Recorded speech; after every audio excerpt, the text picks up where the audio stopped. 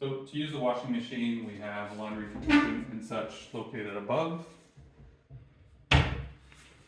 Your drawers have been labeled for detergent, softener, and bleach.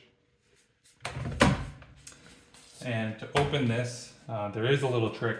There's a little kind of press tab here. So all we're gonna do is we're gonna push the door in, squeeze the pull tab, and it should open pretty easily. To turn it on,